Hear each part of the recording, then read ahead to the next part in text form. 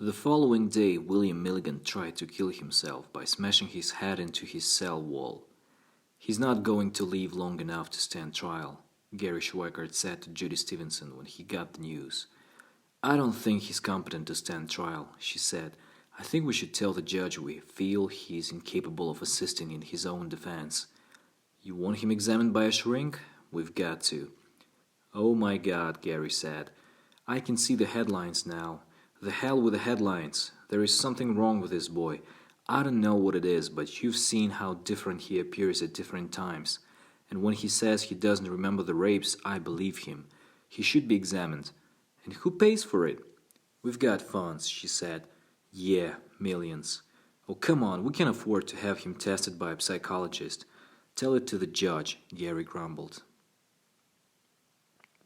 When the court agreed to a delay so that William Milligan could be examined by a psychologist, Gary Schweikart then turned his attention to the on-site hearing by the Adult Parole Authority at 8:30 Wednesday morning. "They're going to send me back to Lebanon," Milligan said. "Not if we can help it," Gary said. "They found guns in my apartment, and that was one of the conditions of my parole. Never purchase, own, possess, use, or have under your own control a deadly weapon or firearm." "Well, maybe," Gary said, "but if we are going to defend you, we want you here in Columbus, when we can work with you, not off in Lebanon prison." "What are you gonna do?" "Just leave it to me." Gary saw Milligan smile, the excitement in his eyes he had not seen before. He was relaxed, easygoing, trading jokes in an almost light-hearted way. A very different person from the bundle of nerves he'd met that first day. It might be a lot easier to defend him than he had thought. "That's it," Gary told him. "Keep cool." He led Milligan into the conference room where members of the Adult Parole Authority were already passing around the copies of a report by Milligan's parole officer and testimony of Sergeant Dempsey that during Milligan's arrest he had found a 9mm Smith & Wesson and a .25 caliber semi-automatic with a clip of 5 bullets. "Tell me, gentlemen," Schweikart asked, rubbing his beard with his knuckles, "have these weapons been test-fired?" "No," said the chairman, "but they're genuine guns, with clips. If they have not been shown capable of propelling ballistics, what makes them guns?" "Well, the test firing won't be done until next week." Gary slammed his open hand on the table. "But I insist you make your decision about his parole revocation today, or else wait until after the court hearing. Now, is this a gun or is it a toy? You haven't proven to me that this thing is a gun." He looked around from one to the other. The chairman nodded. "Gentlemen, I believe we have no alternative but to postpone the parole revocation until we determine whether or not this is a gun." At 10:50 of the following morning, Milligan's parole officer delivered a notice that a parole revocation hearing would be held on December 12, 1977, at the Lebanon Correctional Institution. Milligan's presence was not required. Judy went to see Milligan about the evidence the crime scene search unit had found in his apartment. She saw the despair in his eyes when he said, "You think I did it, don't you?" "It's not what I think that counts, Billy. It's all this evidence we've got to deal with. We've got to review your explanation for having all this stuff in your possession." She saw the glazed stare. He seemed to be retreating from her, drawing back into himself. "It doesn't matter," he said. "Nothing matters anymore." The next day she got a letter written on lined yellow legal paper. "Dear Miss Judy, I'm writing this letter because sometimes I can't say what I feel and I want you more than anything to understand. First of all, I want to thank you for everything you have done for me. You are a kind, sweet person and you did your best. That's all anyone can ask. Now you will be able to forget about me with a clear conscience. Tell your officer that I don't want any lawyers.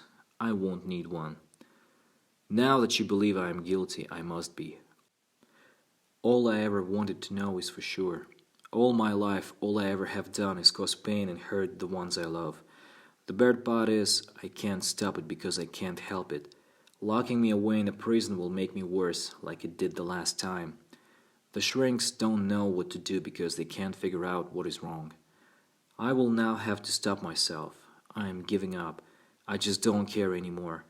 Would you do one last thing for me? Call Mom or Katie and tell them not to come up here anymore. I don't want to see anyone again, so don't waste their gas. But I do love them and I am sorry. Your best lawyer I know, and I'll always remember you for being kind to me. Goodbye.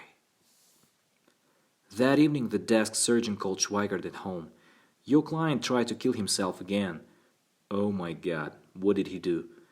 Well, you're not going to believe this, but we've got to press charges against him for destroying county property. He shattered the toilet bowl in his cell and slashed his wrists with a sharp piece of porcelain. Holy shit. I'll tell you something else, counselor. There is definitely something strange about your client. He smashed the bowl with his fist.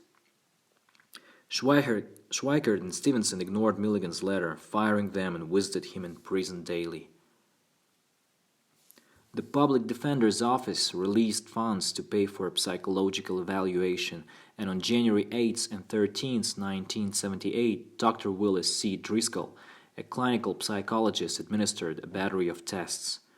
The intelligence tests showed Milligan's IQ to be 68, but Driscoll stated that Milligan's depression had lowered his score. His report diagnosed acute schizophrenia. He is suffering from a major loss of identity, such that his ego boundaries are very poorly defined. He is experiencing schizophrenic loss of distance and has a very restricted capacity to differentiate between self and his environment. He hears voices that tell him to do things and yell and scream at him when he does not comply. Milligan expresses his belief that these voices are from people who have come from hell to torment him. He also speaks of good people who periodically invade his body in order to combat the bad people. In my opinion, Mr. Milligan is not capable at present of counseling on his own behalf. He is not capable of establishing adequate contact with reality to understand events that are transpiring. I strongly urge this man to be hospitalized for further examination and possible treatment. The first legal skirmish came on January 19th when Stevenson and Schweikert presented the report to Judge J.C. Flowers as evidence that their client could not assist in his own defense. Flowers said he would issue an order for Southwest Community Mental Health Center in Columbus to assign its forensic psychiatry unit to examine the defendant. Gary and Judy were worried, since Southwest was usually on the side of the prosecution. Gary insisted that whatever came out during the examination by Southwest be privileged information, not to be used against their client under any circumstances.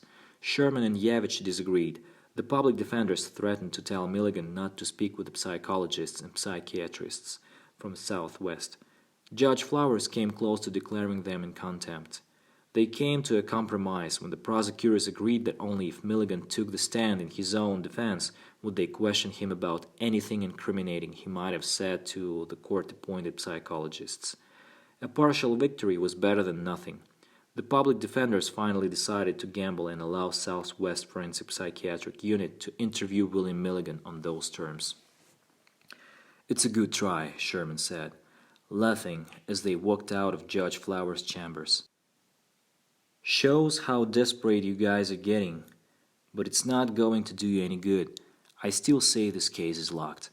To prevent future suicide attempts, the sheriff's office moved Milligan to a single cell in the infirmary range and put him in a straitjacket. Later that afternoon, Russ Hill, the medic, checking on the prisoner, couldn't believe what he saw. He called Sergeant Willis, the officer in charge of the 3 to 11 shift, and pointed at Milligan through the bars. Willis' mouth gaped. Milligan had removed his straitjacket and, using it as a pillow, was fast asleep.